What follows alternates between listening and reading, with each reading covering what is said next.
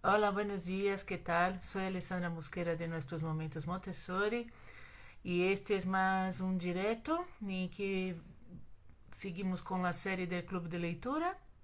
Ahora todos los martes a las 11, más o menos, ya que ya son mucho más de las 11, son 11 y 8 aquí en mi reloj. Los martes a las 11 hacemos el Club de Leitura del libro El Mundo Emocional del Niño, que es este, ¿vale? Este libro es de Isabelle Filosat. Para quem não sabe quem é, Isabelle Filosat é uma psicoterapeuta francesa que é autora de vários livros sobre criança. Bueno, e já hoje é o terceiro martes que estamos fazendo a leitura do Mundo Emocional del Niño. É um livro que está mais basado em niños pequenos, pero também vale para os niños maiores, porque é um conhecimento que te vai valer para qualquer etapa da vida, vale? Incluso para adolescentes pode valer, aunque o autor hable mais de niños pequenos, pero te vai valer para qualquer etapa. Estou aqui tomando meu café com leite porque não me ha dado tempo de desayunar.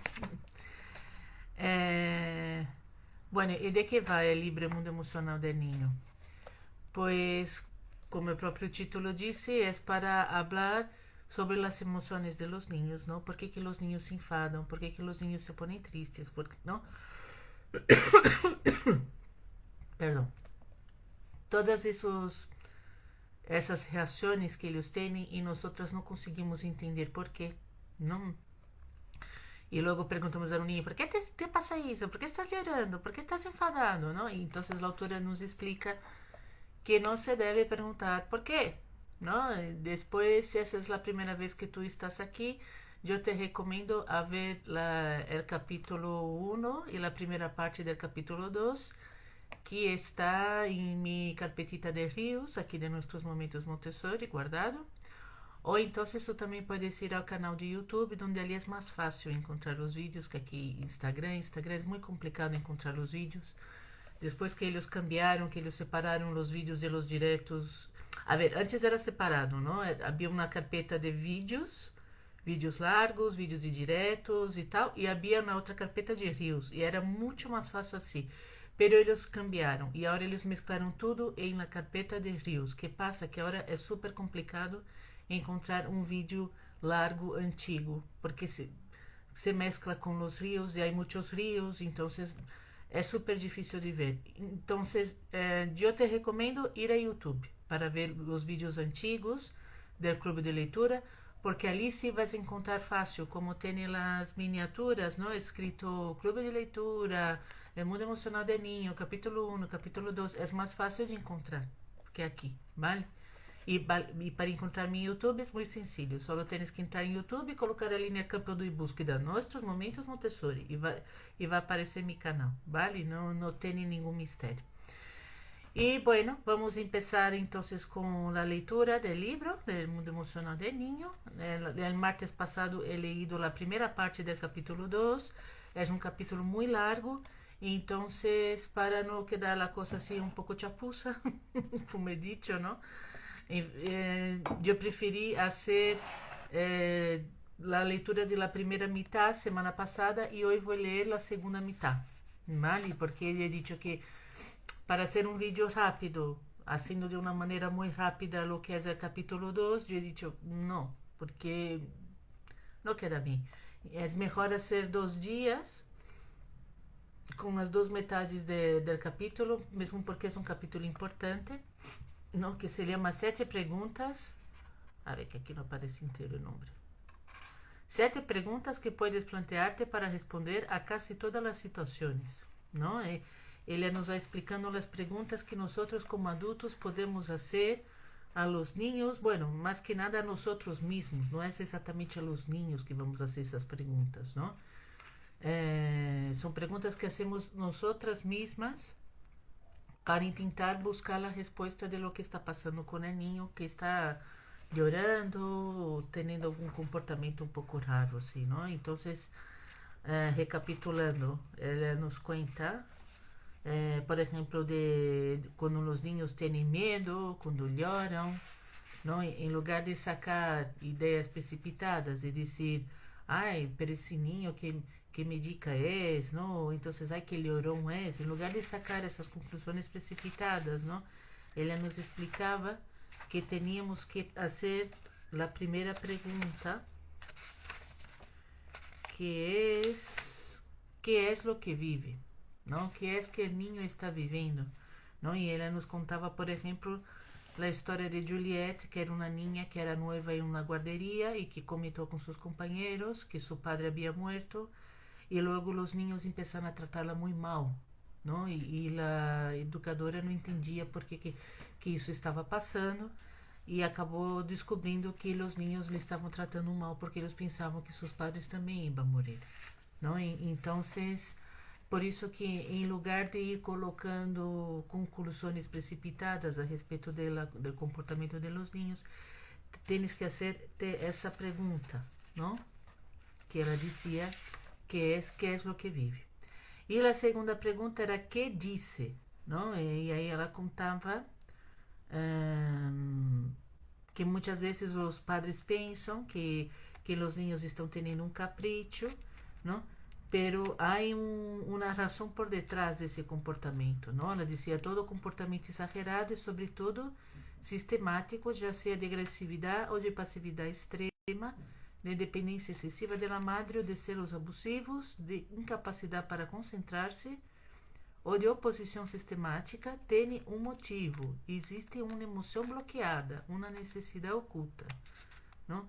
E então comentava sobre isso, falava sobre as otites frequentes, sobre hasta que eu he contado uma história com el asma, que sempre me quedava enferma e era por motivos emocionais, não por motivos físicos, não?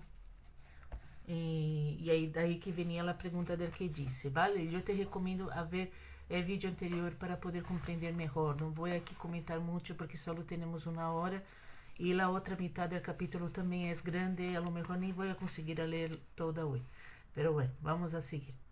Então, estou na página 37, por se acaso tu estás com o livro em manos. Que mensaje desejo transmitir-lhe? Procura, pues, no tomártelo todo como un mensaje subliminal. Escribir en las paredes, pintar tu agenda, cortar una cortina para hacer un vestido de novia o dibujar un campo de fútbol en la moqueta nueva de la habitación no son obrigatoriamente comportamentos com mensaje, ¿vale? Há que estar muito atenta porque a vezes eles estão mandando mensagem e a vezes não estão, não? Tu hija de 3 años ha cortado con las tijeras una de tus cortinas. Tu hija de 8 años ha hecho lo mismo. Resulta evidente que no tiene el mismo significado. La primera explora lo que puede cortar con sus nuevas tijeras, ¿no? Eso es muy común con los niños pequeños de 2, 3 años, quando eles estão aprendendo a utilizar as tijeras. Eles querem cortar tudo porque estão praticando, não? Isso em Montessori explica. Os niños, como eles têm necessidade de praticar, eles repetem as ações muitas vezes. Por isso que quando eles aprendem uma nova habilidade, eles repetem, não? Isso é muito comum na etapa de 0 a 6, não? Então, por isso que ele está dizendo, uma niña de 3 anos que corta as cortinas, o que ela está fazendo é praticar com as tijeras. Já o segundo caso é distinto. Com toda probabilidade, se trata de um comportamento punitivo. Expressa seguramente uma ira contra ti, contra tu cônjuge, su hermano, um professor. De todos modos, se com el retal consiga ser um vestido, não estropeie su genio incipiente. Acaso seja uma futura gramodista? Não? Quando já se trata de niños maiores que empeçam a fazer essas coisas, aí já tens que tentar observar por quê. Não pode ser que está querendo descontar, não, uma rabia, uma experiência mala. Ou a vezes não. A vezes é só porque, não, e neste exemplo, é que quer mesmo fazer um vestido. Quer praticar, quer ser modista. E como não tem tela, vê aquela cortina enorme e pensa, pô, foi ser daqui mesmo que vou cortar, não? E já sei que essas coisas nos deixam loucas, não? Pero hay que controlarte um pouquinho. E aí ele conta, Ulisses ha dibujado com todo lujo de detalhes um soberbio campo de fútbol em la hermosa moqueta verde recém-estrenada. Que bonito! Não sabia que não podia hacerlo. Era sua habitação. Su madre ha sabido reconocer su talento y le ha felicitado por su creatividad. Pero su padre le ha regañado. Y le ha obligado a borrarlo todo momento. A decir verdad, a este papá le habría gustado comprarle una alfombra bien cara con un campo de fútbol estampado, pero no podía soportar que su hijo lo dibujara por iniciativa propia. En su espíritu, había estropeado la moqueta. No ha considerado ni siquiera un instante el resultado objetivo. ¿No? Nuestras reacciones frente a las creaciones de nuestros hijos condicionaron sus creencias en sí mismos. ¿Qué mensaje deseas transmitirle? Eres criativo, tienes ideas originales. Sería interesante que te encontráramos un material adecuado para que ejerceras tu talento. Homem, estás louco, não tienes nada na cabeça, lo que haces es una cochinada. ¿No? ¿Ves como es distinto los dos discursos, no? A veces, el niño, isso é uma coisa que eu hablo também em meu curso, Aprende a ser um espaço de artes para tu hijo, não? Porque muita gente não quer ser um espaço de artes porque pensa que o niño vai sair pintando todas as paredes da casa. Eu he dicho que isso é totalmente ao revés, mas há gente que pensa isso, não? Há gente que não quer dar pinturas a los niños porque crê que eles vão pintar as paredes, não? E bueno, e tem medo porque vive em uma casa de alquiler, não? Pero sempre se pode pintar em cima, sabe? Sempre se pode... la moqueta se pode limpiar, ou a vezes não se pode limpiar. Pero... E a experiência que tu hijo ha vivido, não? E aquele momento de criatividade, de descoberta, isso só vai passar uma vez. E se tu lo cohibes naquele momento para dizer, mira que tu estás fazendo com a moqueta, ele nunca mais vai volver a ser. Não, ele vai pensar, não posso fazer lo que quero, lo que mi espírito me pide, lo que mi ser me pide, lo que mi maestro interior me pide, porque mi madre e mi padre não me deixam, disse que isso está mal, que isso será, não? Os vou ensinar como está o estado da moqueta de minha habitação. A ver. Mira. Aí, que estou aqui encarrado. Mira como está a moqueta. Essas manchas grises que veis, e não salen de nenhuma maneira, foram hechas por meu hijo com uma plastilina especial que tem metal e serve para trabalhar a plastilina, e acabou ensuciando toda a alfombra, não? E não sale. Já he tentado limpar, não sale. Você vai quedar assim? Vou tentar levar a um sítio especializado de limpeza de alfombras, pero... e é o momento que ele ha tenido, explorando essa plastilina, não? Isso ele vai levar com ele. A alfombra me dá igual. Na alfombra um dia você vai estropear. Se não se fosse estropear com a plastilina, você vai estropear por outra coisa. E um dia... Perdão.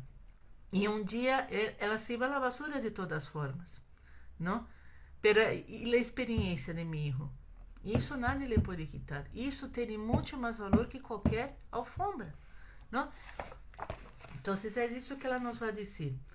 O niño que receba o primeiro mensagem, não, o mensagem de que eres criativo, confiando em suas capacidades, buscará apoio para manifestar sua criatividade. el que oiga el segundo mensaje de que estás loco, eso es una cochinada, en el que se define como loco inconsciente, seguirá haciéndolo y tendrá ganas de vengarse, quizás no con la moqueta, sino con los rajones de valor y las figuritas a menudo frágiles que hay en la vitrina de papá, a menos que no se destruya a sí mismo desvalorizándose. ¿Ya has parado para pensar nisso? ¿No? Si tú estás siempre diciendo, no, no puedes hacer eso, que va a ensuciar, que lo va a estropear, que mira que guarro eres.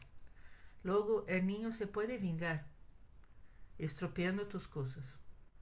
O peor aún, ele se vai desvalorizar, ele se vai dizer, soy un guarro. ¿No? Todo lo que hago es una tontería. Todo lo que hago no tiene ningún valor. Las cosas que hago solo sirven para estropear las cosas de la casa. ¿No? ¿Quieres inculcarle respeto por los objetos? Respeta al mismo tiempo su necesidad de expresarse. Cuando vi aparecer trazos de rotulador en la pared de mi despacho, de entrada me enfadé. Y volví a recordarles la prohibición. Se dibuja en hojas de papel, se dibuja en las hojas de papel, no en las paredes.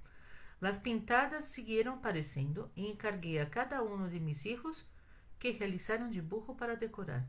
Se aplicaram la treintena de centímetros que les concedi. Aquele rincón ahora es muy bonito y las agresiones anárquicas con rotulador cesaron. Para mí era difícil mantener una prohibición acerca de la pintura en las paredes. Mi hermana, que es pintora, ha realizado frescos espléndidos en las paredes de la escalera. ¿Por qué tendría derecho mi hermana y no mis hijos? Para ellos resultaba demasiado injusto. Tener un espacio para ellos les valorizó y satisfizo, y no sintieron más la necesidad de pintar la pared.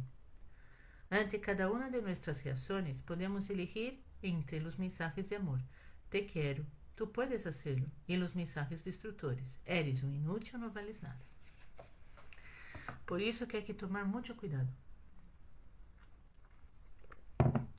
Yo no digo que tienes que dejar a tu hijo hacer lo que le da la gana, ¿no? Que tiene que ahora salir pintando todas las paredes y las puertas y romper el televisor, ¿no? Porque le da gana abrir el televisor para ver cómo es por dentro. No se trata disso, ¿vale?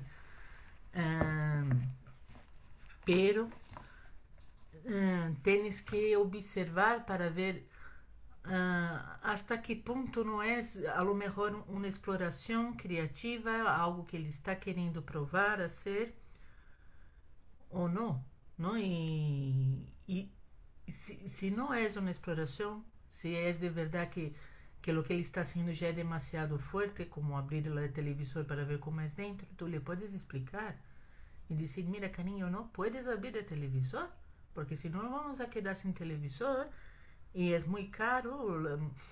Pagar a un señor para reparar es mucho dinero, comprar otro televisor es todavía mucho más dinero, ¿no? Incluso tú le puedes decir la verdad, tú le puedes decir cuánto ganas tú, cuánto vale un televisor, que eso yo hice con mi hijo, ¿no? Para que él entendiera el valor de las cosas. Le expliqué así, mira, tu padre gana tantos euros una vez al mes. Con ese dinero él tiene que pagar tanto de hipoteca, tanto de luz, tanto de agua, tanto de teléfono, porque los niños no saben esas cosas. Ellos piensan que todo cae del cielo. Pero si tú les explicas, entonces ellos entienden y pasan a ser mucho más cuidadosos incluso, ¿no? Ya pasó muchas veces de mi hijo escuchar que mi marido está diciendo, madre mía, ese mes no vamos conseguir llegar a fin de mes y no sé qué. Y mi hijo dice así, papá, yo te doy dinero de mi hucha, ¿no? O muchas veces, o entonces cuando hablamos, uy, mira, cayó la factura de la luz ya este mes, madre mía, ¿no? Y él dice, ¿cuánto es? ¿Necesitáis dinero? Es claro que nosotros no cogemos su dinero, pero para que veas como cuando los niños entienden lo que está pasando, ellos participan y ellos pasan a participar y pasan a relacionarte de una manera distinta, eles empiezan a crear una responsabilidad, ¿no? La gente parece que tiene miedo de explicar esas cosas a los niños, como si ellos fuesen tontos. Es algo que me irrita mucho. como se fosse não sei, grande mistério da vida. Não podemos falar de dinheiro com os ninhos? E claro que podemos, não? Vale? El niño tem padre e uma madre. Em teoria, pois, tem o dobro de possibilidades de receber mensagens positivos. Por desgracia, a veces os padres decidem poner-se de acordo e, em geral, se alienam em el aspecto mais repressivo. Numerosos padres creem que devem apresentar frente comum a los niños. Em frente, estamos já em uma dinâmica de enfrentamento, de juego de poder. No, los niños no buscan el faro en la pareja paterna, buscan la verdad. Buscan ser felices, desarrollarse plenamente. No necesariamente se aprovecharán de una diferencia entre sus padres. Y cuando un padre acepta un mensaje nocivo, el otro puede proporcionar el antídoto. Los niños saben lo que es justo y lo que no lo es. Para el niño resulta muy incoherente que uno de sus padres adopte la actitud del otro e se comporte, pois, em oposição com seus valores. Não? De aí vem a eterna discussão sobre quando nós temos umas ideias de criança, nós madres queremos criar nosso filho de uma determinada maneira e nossa pareja não está de acordo. Não? Eu muitas vezes recebo mensagens de mamás dizendo: a mim me encanta Montessori, a mim me encanta disciplina positiva.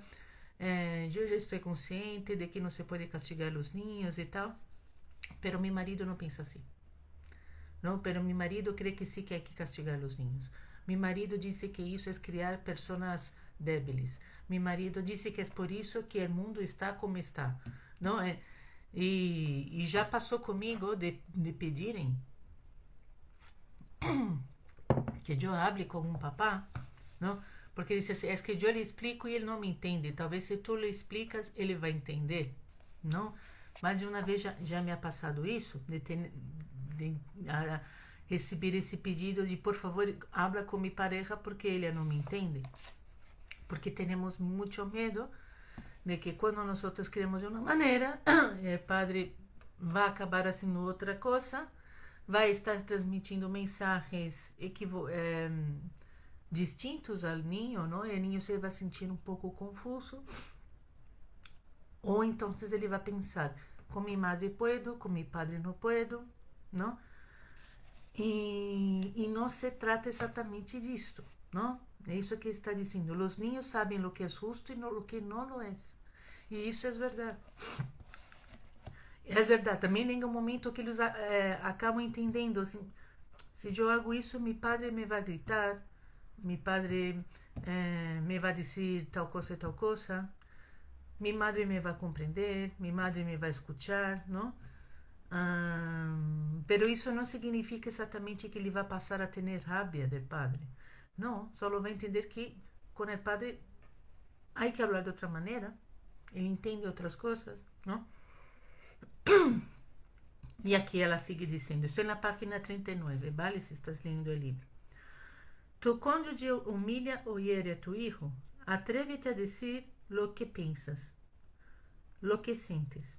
Atrévete a ponerte a favor del niño, a ser un testigo de su dolor, a defenderle.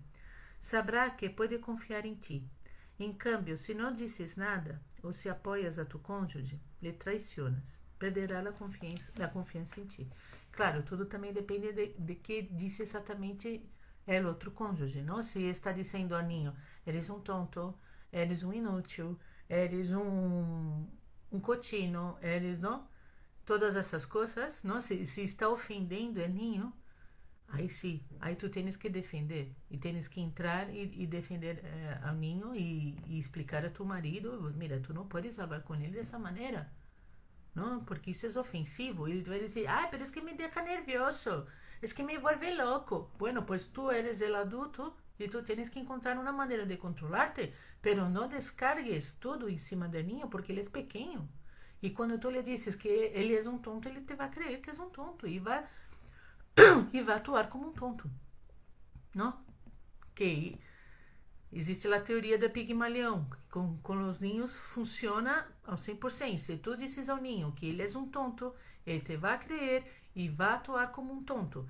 Se tu dizes ao niño, eres listo, ele te vai crer e vai atuar como listo.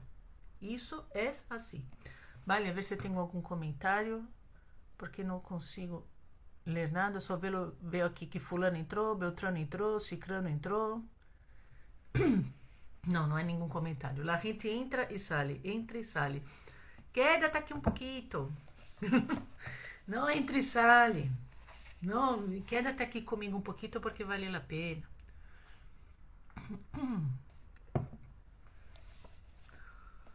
De mesmo modo, aceita que tu cônjuge lhe defenda quando eres tu quem lhe riñes. Também tem essa.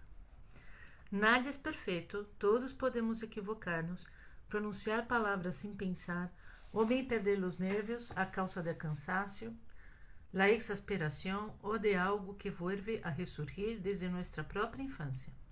Tu imagem não se verá enturbiada a los ojos del niño, porque ele não busca uma imagem, senão uma persona real. Se aceptas reconhecer tus errores, le enseñarás a hacer lo mismo. Não? Então, vocês também têm que estar preparada porque pode passar ao revés. Isso também já passou comigo. Uma vez, já há muitos anos, uma vez eu comecei a gritar muito com Isa e comecei a dizer coisas fortes e meu marido vindo por detrás de mim, me sujetou o braço e ha dicho, para. Não? E porque ele se estava dando conta que eu já estava passando dos limites. Isso é importante, vale? Incluso se eres uma pessoa que pierdes os papeles, como se diz em espanhol, ¿no? De uma maneira muito fácil, ¿no?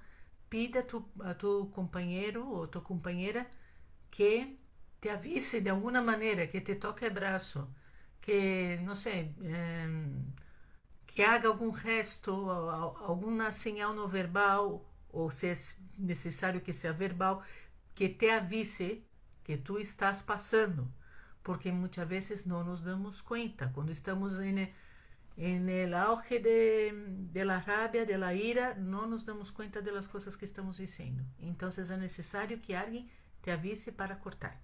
Não? Isso é algo que tu podes pedir a tu marido ou a tua esposa. Nuestros hijos nos escuchan y nos observan. Cada uno de nuestros actos, no solo hacia él, sino hacia toda persona y situación, le envía un mensaje. Mira tu vida y tu forma de vivirla. ¿De qué manera vives lo que te gustaría enseñar? ¿Llegas a mentir, a disimular, a transformar la realidad para que las cosas te encajen? ¿Respeta las reglas, las leyes? Cruzas a la calle quando o semáforo está em rojo? E em um sentido mais general, que quantidade de alegria, de amor, de felicidade manifestas? Estás em uma empresa, um ofício ou um matrimônio que não te conviene? Que mensagem lhe transmites sobre o trabalho, a liberdade, a forma de levar adelante sua vida, a realização personal e o amor? Para guiar-te em tus eleições vitales e em tus atitudes hacia ele, pregúntate lo seguinte: que mensagem quero transmitir? Esta é a outra pergunta, não? Que mensagem desejo transmitir? Ai, isso também é super complicado. Quantas vezes encontramos parejas que estão sempre discutindo, Vamos, que já está óbvio que o que necessito é separar-se, não? Pero não se separam por los niños. Buenos dias, Emília, que tal? Que bem que tu estás aqui. Quantas parejas estão sempre discutindo que deveriam separar-se, pero não se separam porque dizem, não, é que os niños... Pero seria muito melhor para os niños, incluso, que separares, não? Porque se não nos separamos e seguimos juntos e estamos sempre discutindo, este vai ser o mensagem que vas a transmitir a tus hijos, que isso que é viver em pareja. E logo, quando eles sejam maiores e tenham suas próprias parejas, eles vão reproduzir essa dinâmica, não? Entonces, si lo que tú quieres es que tu hijo, tu hija tenga una relación de pareja en el futuro que sea saludable, que sea de respeto, ¿no? Entonces, tienes que ya transmitir eso también, vosotros dos como pareja, ¿no? Y si hay que separarse, pues se separan. Yo sé que es muy duro, es muy triste y hay una serie de consecuencias cuando se decide separar, pero a veces es la mejor cosa hacer, incluso para los niños, ¿no? Yo conozco personas que se separaron, ¿no? Y cuando tenían hijos pequeños y después cuando los hijos ya eran mayores, hablando con ellos sobre el pasado, ¿no? De cuando ellos eran pequeños y estaba junto con su padre y tal. Esos niños comentaron así, no sé por qué tú has tardado tanto para separarte de papá. Tú tenías que te haber separado mucho tiempo antes. Eu conozco histórias assim, de mulheres que se separaram de seus maridos e que escutaram isso de seus filhos que já são adultos, não? Desechando a cara assim, tu tenias que te haber separado antes, e dices, es que não me separei antes porque não queria hacerte daño, pero tu me estabas fazendo muito mais daño quedándote com ele, não? Isso passa muito.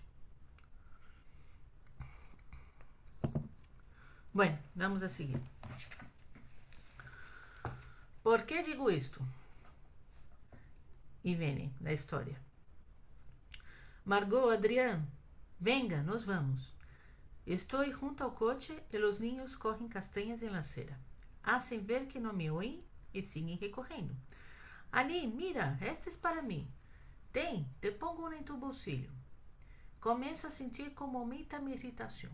Y entonces me pregunto, ¿por qué diablos deseo que se suban al coche enseguida?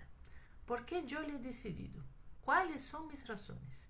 Hoy es domingo, estoy sola con ellos, he decidido dedicarles todo el día, es mediodía, de acuerdo, pero no parece que tengo un hambre atroz. Así que, ¿por qué correr?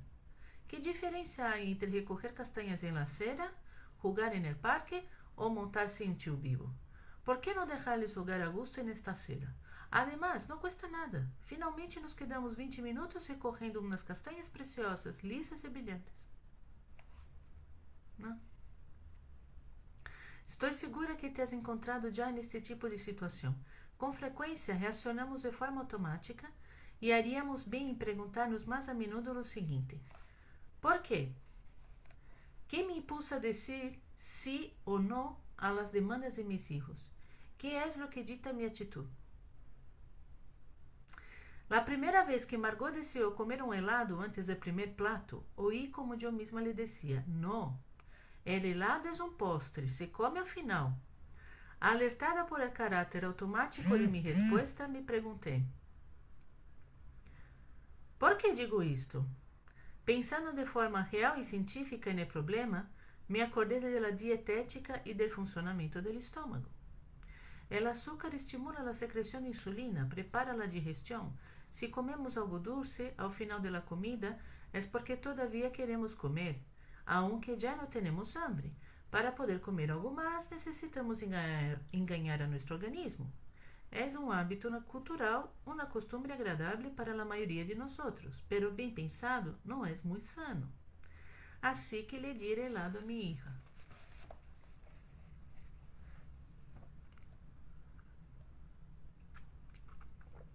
Bueno,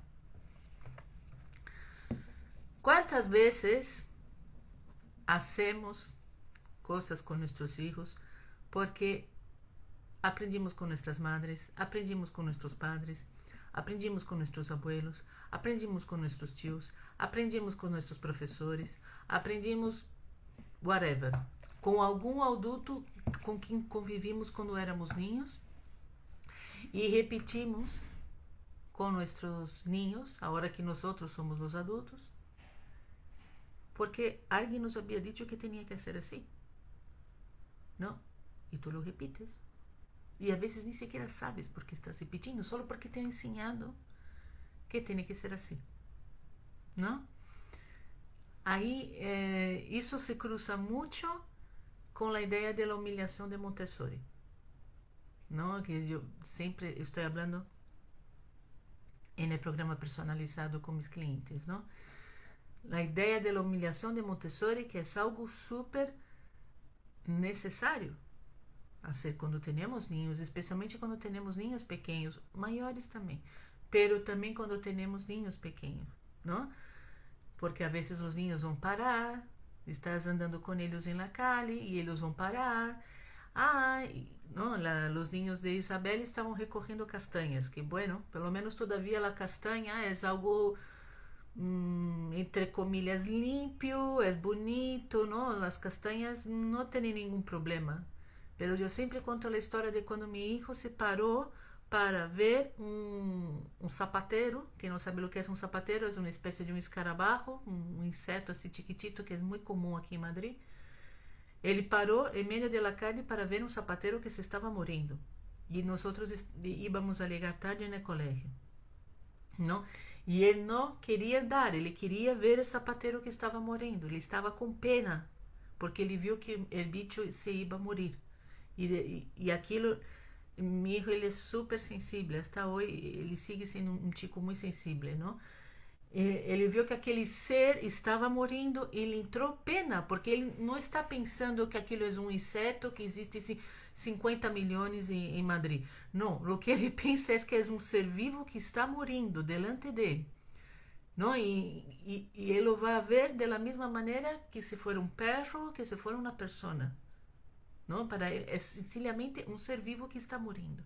E ele tinha que parar, observar e sentir e expressar seu dolor porque aquele ser vivo se estava morrendo. Não? E isso não podia ser em nenhum outro momento. Tinha que ser naquele momento, porque estava delante dele o inseto ali agonizando. Não? E ele dava igual se ele tinha que ir ao colégio, que já estava tarde, não? E eu assim mirando o relógio, que íamos a chegar tarde, a lo mejor íamos encontrar a porta cerrada. E isso foi em uma parada de autobús, em um horário de pico, que está todo mundo indo a trabalhar, e a gente passava por nós, e algumas pessoas, bueno, não, passavam reto, mas havia outras que me miravam mal, que me miravam a cara, me miravam mal, dizendo, pero quita esse ninho de caminho, tia. Ou então, algumas madres me miravam assim, como quem disse, tu estás louca ou quê? Sabe? É que não vês que tu filho está de rodillas no suelo e se está poniendo perdido su uniforme, ¿no? Iba pasando las personas y al mismo tiempo que yo miraba a mi hijo, era un ojo mirando a mi hijo y el otro ojo mirando a las personas que pasaban por mí.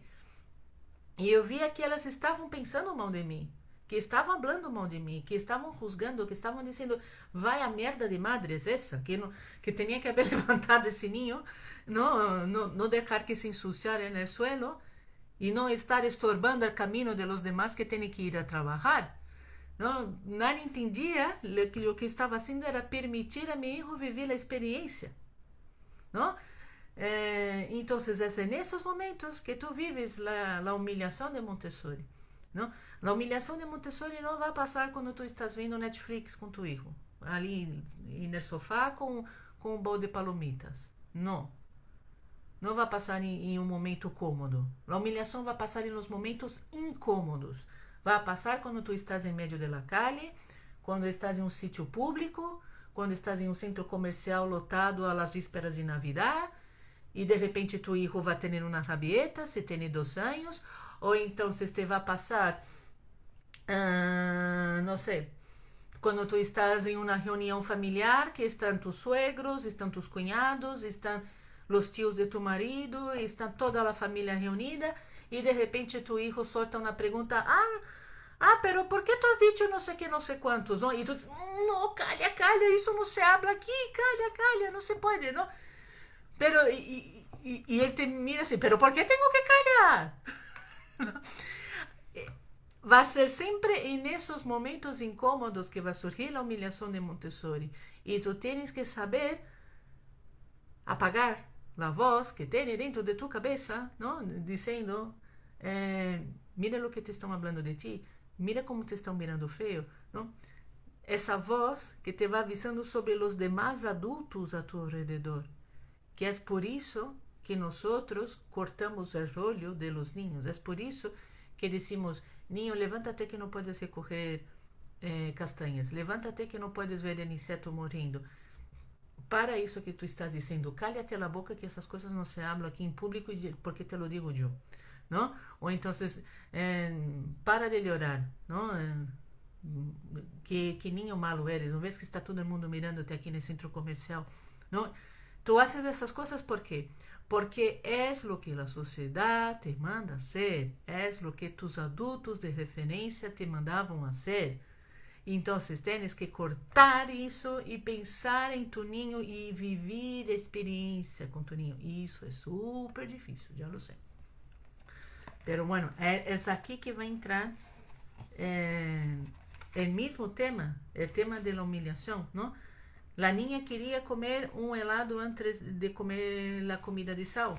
E por que tu não lhe podes deixar a niña tomar o helado antes da comida de sal? Se dá igual. Mira, incluso Isabelle disse que ela se quedou pensando e que tinha muito mais sentido, incluso, dar o helado antes que a comida de sal, porque se abria mais o apetito, não? É tudo questões culturais. Um temor frequente de los padres quando escutam uma demanda original de su hijo é que esta se converta em um capricho. Los caprichos são inventos de los padres. Surgem quando os padres se embrolham em los juegos de poder. Quando Margot pediu um helado ao começar a comida, não era um capricho, senão uma exploração. Eu poderia haber-me enfrentado com dureza a esta ideia, entrando assim no juego de poder. E ela é horrível dizer essa palavra. Provavelmente habría respondido desde este juego de poder, bloqueando-se também em sua posição. Creio que os juegos de poder los começam os padres e não os hijos.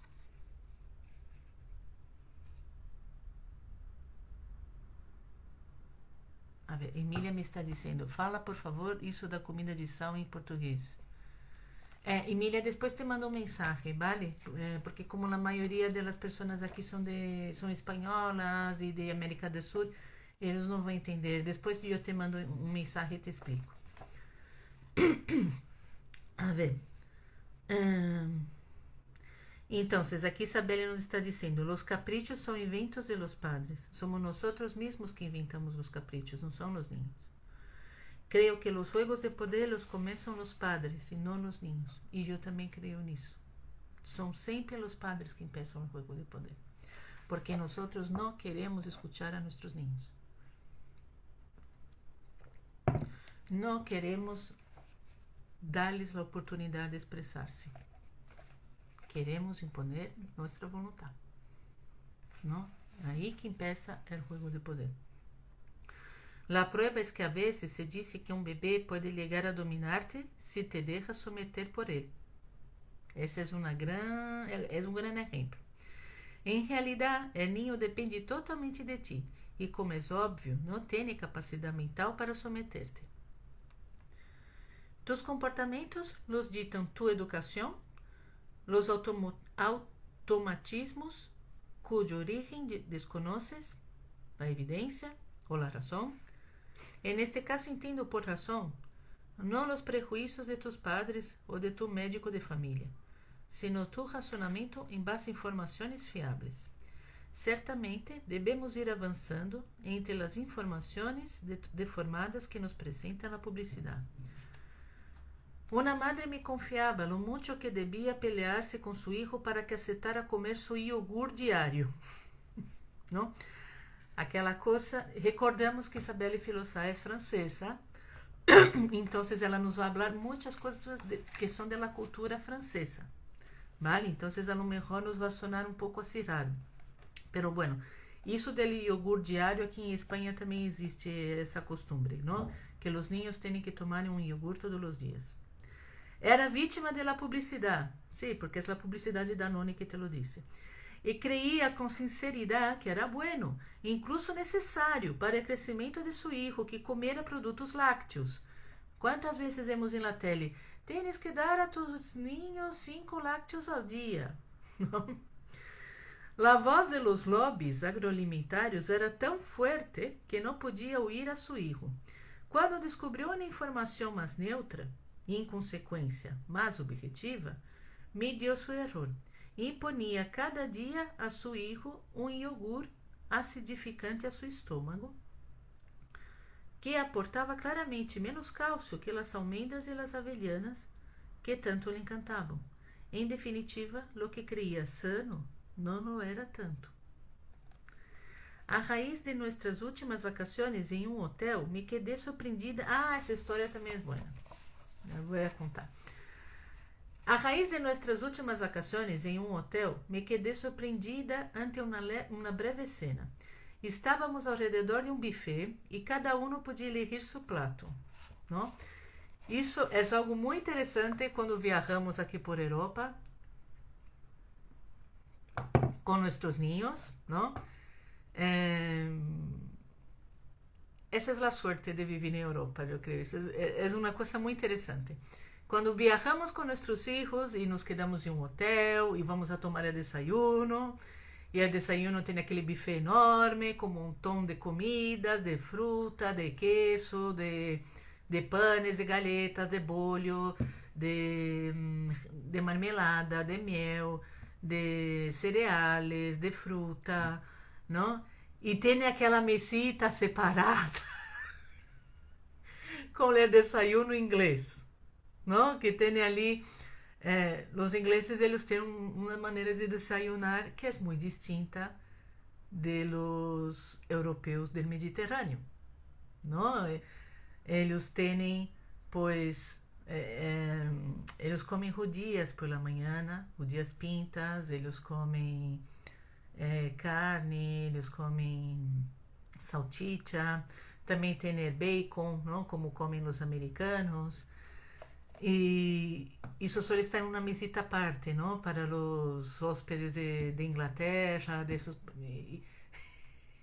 e sempre chama muita atenção de los niños. Mira aquela história. Estávamos ao redor de um buffet e cada um podia elegir seu prato. Aquele dia havia salchichas de Frankfurt ou escalopa cordon bleu. Escalopa cordon bleu, para quem não sabe o que é uma espécie de uma pechuga de pollo que é cebosado e dentro de la carne del pollo tem jamón e queso, não? E salchichas Frankfurt, pois são salchichas. Uma niña a la que acompanhava seu padre insistiu em comer salchichas. Seu padre rehusou, dizendo: mamá ha dicho escalopa. E será escalopa. Escalopa é el outro, é o pollo que tem queso com jamón dentro. É certo que as salchichas não são um alimento particularmente dietético, pero la escalopa cordon bleu é uma pechuga de pollo, e neste caso não precisamente de pollo de granja, com uma loncha de jamón e queso, todo ele empanado. É decir, nos pode gustar, pero 3 proteínas associadas desta maneira não se podem defender demasiado desde o ponto de vista dietético. Lo que deseaba la niña, uma salchicha, não era pior. Está entendendo o que ela está fazendo? Ela está comparando as duas comidas. A comida que a niña queria e a comida que o padre queria que a niña comesse. O padre dizia que ela tinha que comer aquilo porque era o que sua madre havia mandado ela comer. E a niña queria comer o outro, a salchicha. Não? E o padre dizia: não, salchicha não é bueno comer salchicha por la mañana. Pero a verdade é que comer também o pollo dava igual. Do ponto de vista nutritivo dietético, não?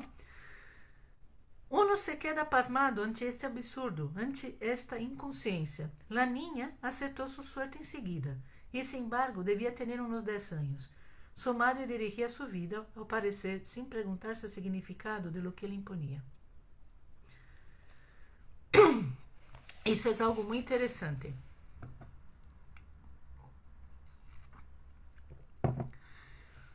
Recuerdo a primeira vez que fui a viajar com meu filho,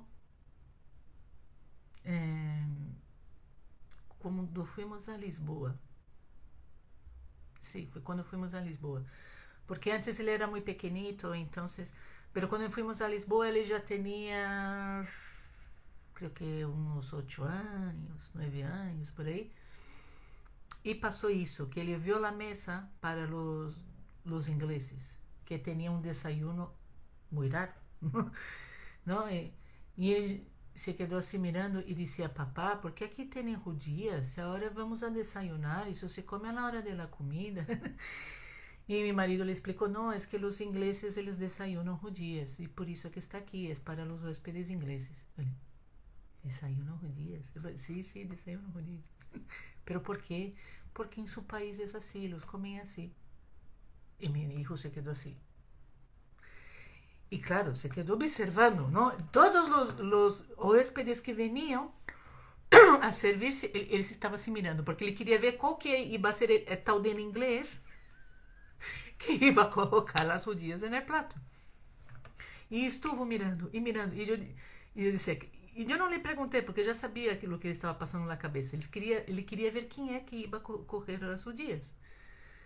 Y hasta que hubo un momento que hubo una familia que cogió judías, que cogió la salchicha y todo. Y él se quedó así mirando y miraba ellos comiendo.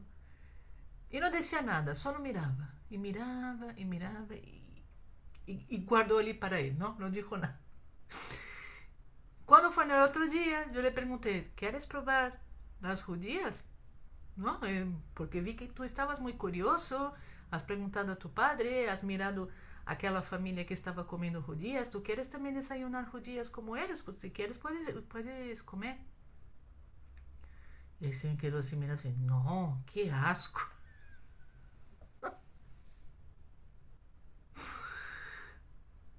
Eso con las judías, ¿no? Pero después se quedó así mirando la salchicha y decía, pero yo quiero probar una salchicha, ¿puedo? Y dice, puedes probar, no pasa nada. Los niños no van a morir por comer una salchicha, ¿sabes? Es que... Y incluso yo creo que es interesante dejarlos vivir esa experiencia de comer lo que ellos quieren comer, ¿no? Si el niño quiere comer una salchicha por la mañana, porque ha visto que hay personas que comen y él quiere saber cómo es esa experiencia, pues déjalo vivir la experiencia. Lo máximo que va a ocurrir es que va a ocurrir dos cosas. O él te va a decir, no me ha gustado, no quiero hacer eso nunca más. O él te va a decir, bueno, mira, me ha gustado, yo quiero repetir. Y él a lo mejor lo va a repetir durante los 7 días que vas a estar allí en el hotel, o 5, no sé cuántos días. Pero después tú vas a volver a casa y no vas a preparar salchicha por la mañana. Entonces ele não vai seguir comendo, não? E foi justamente o que passou. Com a salchicha não passou isso, mas sim passou com o bacon. Ele queria provar o bacon porque havia gente que comia bacon. E ele disse, eu também quero comer bacon. Ele disse, vale, pues comete bacon. E ele comeu durante toda a estadia do hotel em Lisboa. Pero depois, quando chegou a casa, ele não me pediu bacon. Porque ele sabia que nós não comíamos bacon pela manhã. Quando foi no outro ano que volvimos a Portugal e dessa vez estivemos em Oporto, aí ele ha dicho, será que no hotel vai haver bacon? Ele ha dicho, é provável que sim.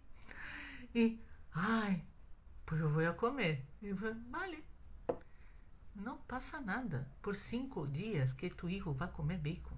Ele não vai ter um ataque de coração por comer bacon durante 5 dias. E ele está explorando. Ele está vivendo uma experiência. Ele está em outro país, é uma forma de viver a experiência, de estar fora de casa, de estar de vacaciones, de estar em outro país, Tu queres provar coisas. Isso é normal. É como tu quando te vas a outro país e também tu queres comer a comida típica de ali. Vas a seguir comendo a comida típica de ali quando vuelva a tu casa? Não. É o mesmo. Então não passa nada. ¿No? Vale. No se puede saber todo, pero cuando nuestros niños nos piden algo inusual, podemos escucharles y plantearnos la siguiente pregunta: ¿por qué digo esto? ¿Por qué digo a mi hijo que él no puede comer salchicha? ¿Por qué digo a mi hijo que él no puede coger las castañas? Es lo mismo. Mis necesidades son incompatibles con las de mis hijos. Nos gustaría que nuestros hijos no lloraran por nada, que no se enfadaran porque se les rechaza algo o porque tenemos la presunción de proponerles cambiar su pañal sucio.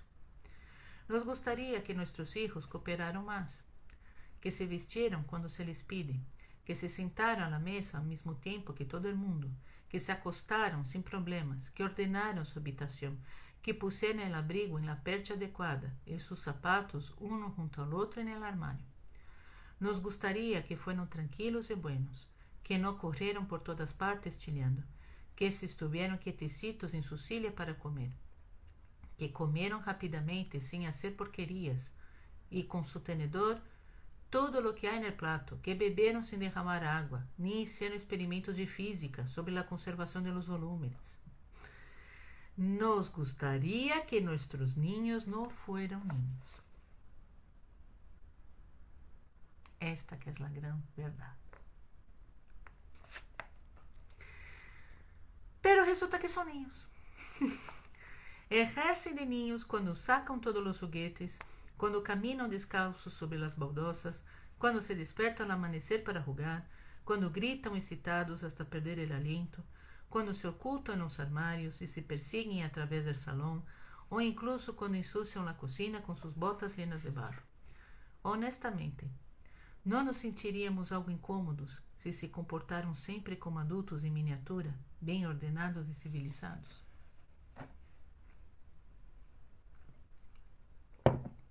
Bueno, aí eu não estou muito de acordo com Isabelle Filosá, porque entra em choque minha formação montessoriana, não?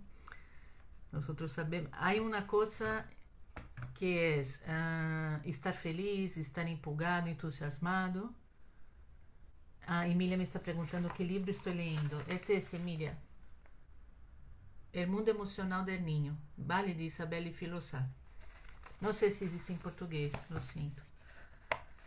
Depois vou perguntar a uma amiga minha que é brasileira, que vive em França, se existe em português e eu te comento.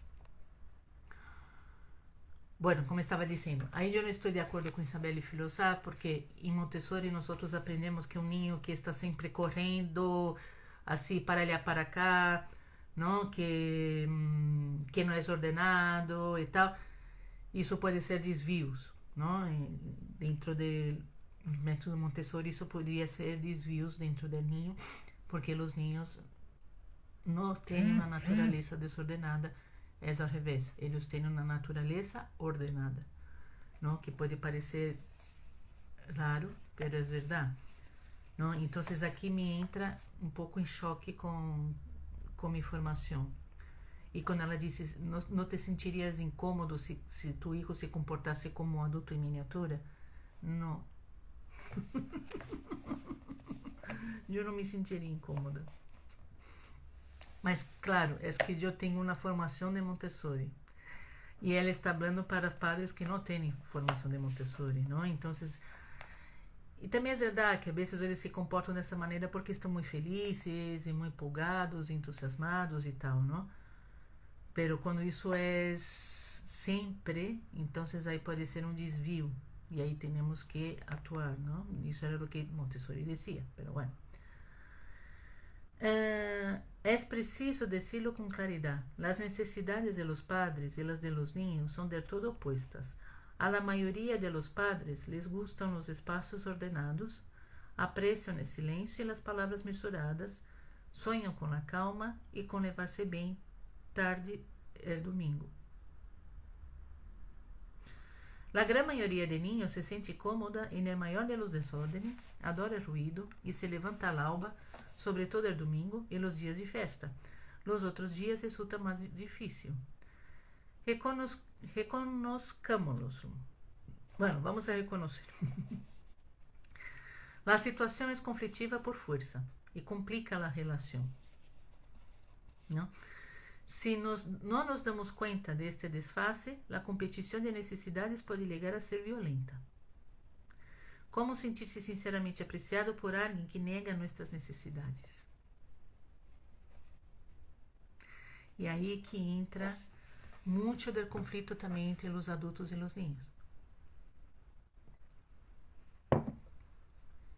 Que pensamos que o niño está negando nossa necessidade.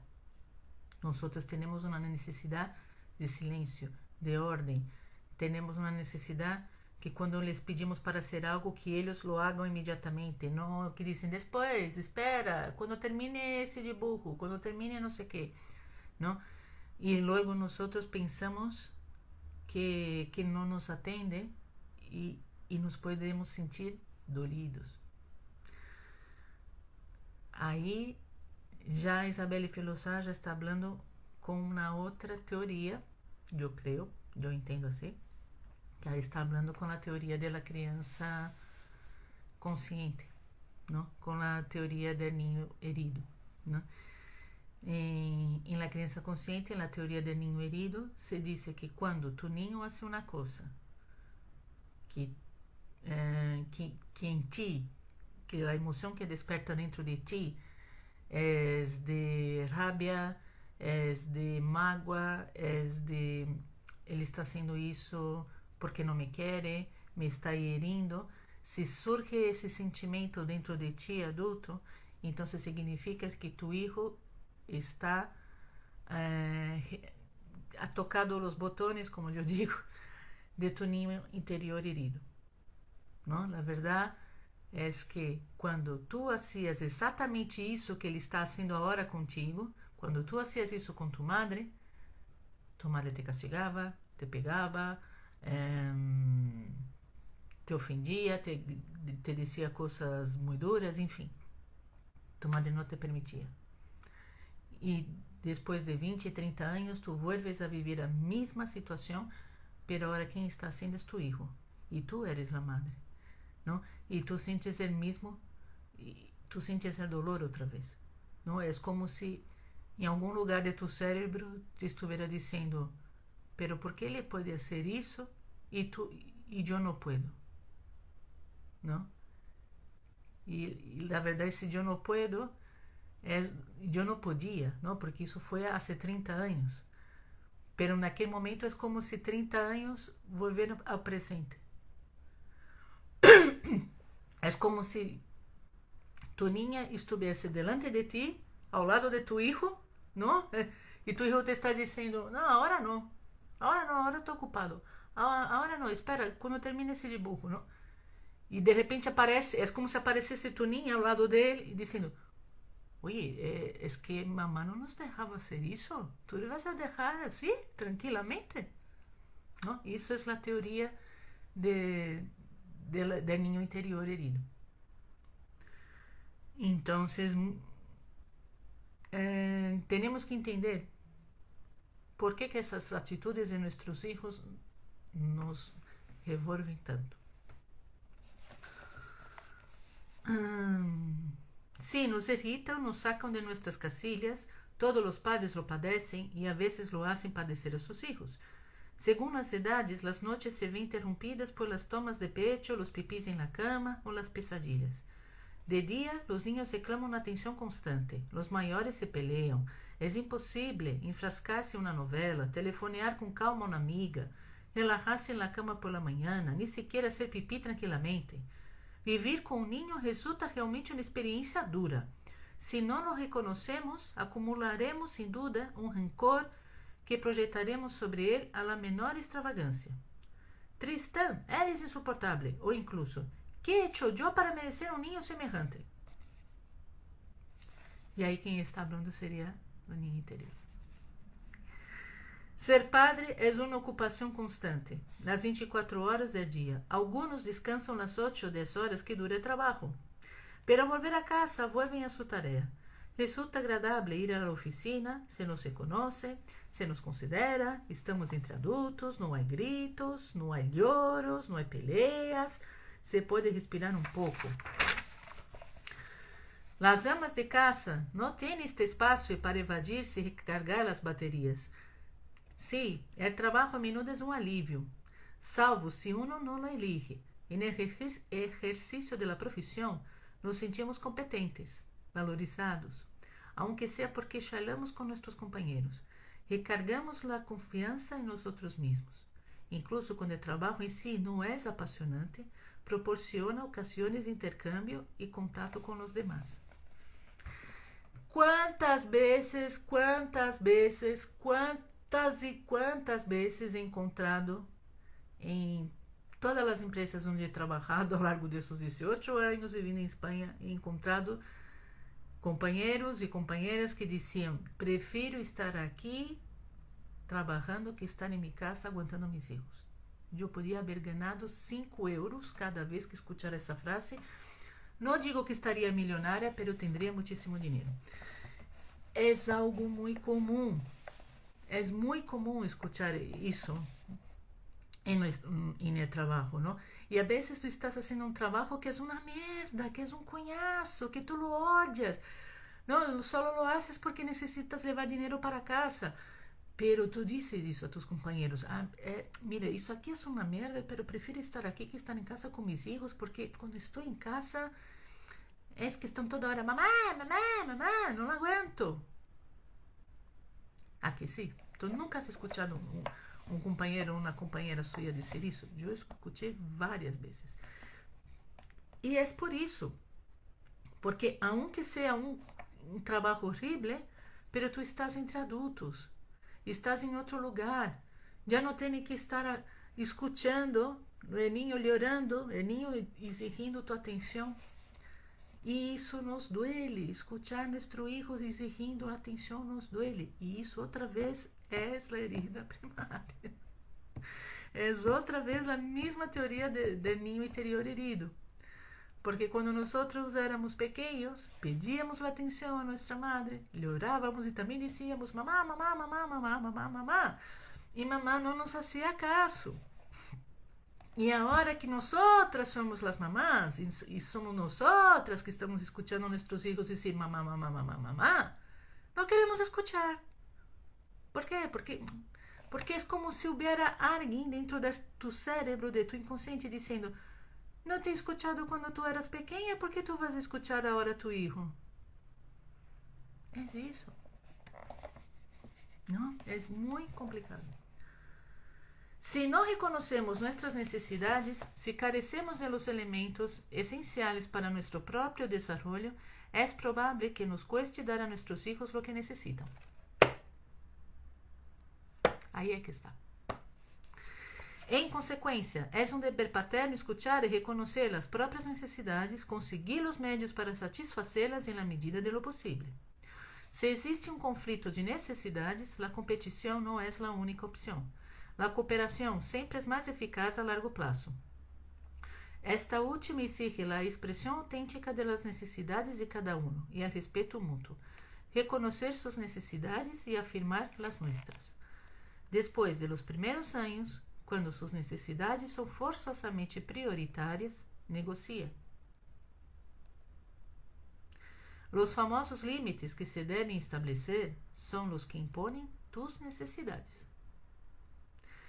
Eu quero comer em paz. Que poderias fazer para respeitar o tempo de mi cena? Será mais eficaz que: cállate, eres realmente insuportável.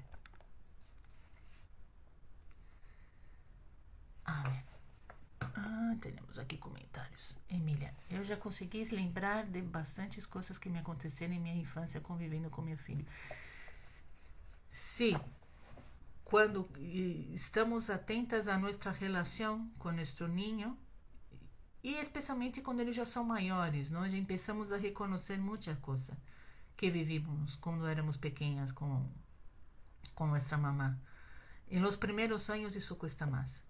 Não? Quando eles são muito chiquititos. Isso nos vai custar a reconhecer. Pero já à medida que eles já são independentes, vamos dizer assim, não? Já expressam o que estão pensando e tudo, sai muito mais fácil. É fácil observar como as situações se repetem. Sim, se repetem muito. Repetem muitíssimo. Creio que com todas, nós outras vai repetir. Não? De alguma maneira. E por isso que é tão importante conhecer esses limites que temos, não? E reconhecer como nos estamos sentindo a hora que eles estão vindo. Então, isso que disse Isabel: em lugar de dizer a tu hijo que eres um insuportável, o que tens que dizer-lhe é: eu quero comer em paz. Que poderias fazer para respeitar o tempo de mi cena? Não?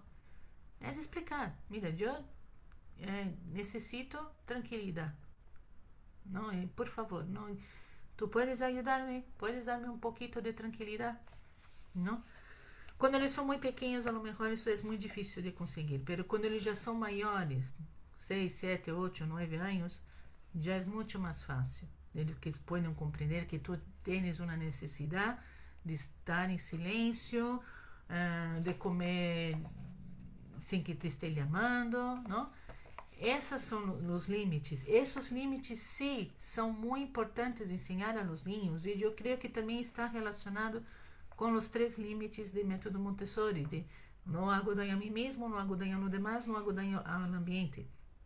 Isso entra em não hago daño a los demás, não?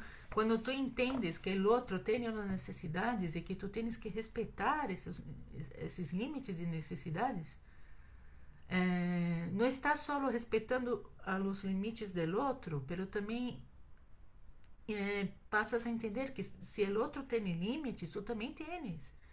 E também vas a querer que outras pessoas respeitem tus limites, não? Isso é algo que temos que ensinar a los niños, não? Muitas vezes eu vejo mamás que estão falando no telefone e vem um niño pequeno dizendo mamá, mamá, mamá, não quer deixar que hable o telefone e param de falar para falar com o niño, não? Diz, espera que tenho que falar com o niño, e está ali, sim, fulano, sim, que tu queres? Sim, vale, não sei o que, e a amiga ali esperando no telefone, sabes? É que seria muito mais fácil explicar a mim, você mira, agora estou falando ao telefone com minha amiga, quando termine eu te dou atenção, não é? Porque quando tu, e algumas pessoas vão dizer, não, pero es que o niño necessita que tu le atendas, pero tu le estás atendendo, tu le estás dizendo, tu paras um minuto de falar com a amiga e dizer, para dizer ao niño, agora mamá está falando ao telefone com sua amiga, e nessa hora tu já estás dando atenção ao niño, e ao mesmo tempo le estás explicando que é um limite, não? Que é alegado em tu límite, que tu tens que falar com a amiga e que ele tem que esperar a falar com a amiga. Se és um niño muito pequeno, não vai conseguir esperar muito tempo, então tu lhe podes dizer, mira, vamos a contar 1 minuto, quando der 1 minuto, eu termino a conversação com minha amiga e te dou atenção. Pero se és um niño já maior, que já pode esperar, um niño, não sei, 5 ou 6 anos, ele já pode esperar bastante tempo. Então tu lhe pode dizer, quando eu cuelgue a chamada, te dou atenção. E aí, ao mesmo tempo, tu também estás ensinando a tua hija ou a tu hijo que existe um limite, não é? E também ele também vai reconhecer seus limites quando seja maior, não é? Entende o que te estou querendo dizer? Não sei se sou clara. A ver, que hora é? São as 12:20. Chicas, já estou mais de 1 hora com a leitura, então eu vou a encerrar por aqui, vale? Estou na página 46, capítulo, que esse capítulo é enorme, é muito grande esse capítulo, e ele termina na página 57, então todavia nos faltam 10 páginas para terminar o capítulo 2. Então, no próximo martes, seguimos com a leitura do capítulo 2, só faltam 10 páginas, não? Eu creio que no próximo martes eu posso terminar. É que este capítulo é muito importante, então não quero saltá-lo. Essas perguntas, essas 7 perguntas, eu creio que são muito importantes conhecê-las para poder ter uma relação de mais respeito com nossos niños. E não quero saltar esse capítulo, vale? Então, o próximo martes seguimos com a leitura do capítulo 2, espero que a leitura final. O capítulo 3 vai ser sobre a vida de emoção, não? E bueno, como eu já havia dito antes no primeiro vídeo, o livro é este, El mundo emocional del niño, aqui, melhor. El mundo emocional del niño, de Isabelle Filosat. Esse livro tem 10 capítulos. Ele tem 10 capítulos, parece que alguns capítulos são curtos e outros são enormes. Então, por isso que a vezes vai ser mais rápido e a vezes vai ser mais curto a leitura. Vale, y vamos a estar leyendo todos los martes aquí en nuestros momentos Montessori, Instagram, a las 11 de la mañana. La grabación se va a quedar durante 24 horas en el grid de Instagram y también voy a pasar la grabación para el canal de YouTube de nuestros momentos Montessori y allí tú vas a poder ver para siempre, ¿vale? Y como he dicho antes, es incluso mucho más fácil encontrar en YouTube que aquí en Instagram porque tiene la miniatura, ¿no?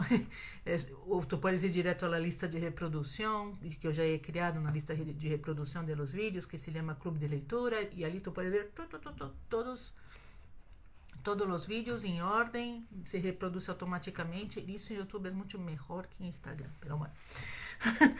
Vale, pues era eso, y espero que tenéis un feliz martes, una feliz semana. Y volvemos a quedar el próximo martes para seguir con la lectura del mundo emocional del niño. Muchísimas gracias. Hasta luego.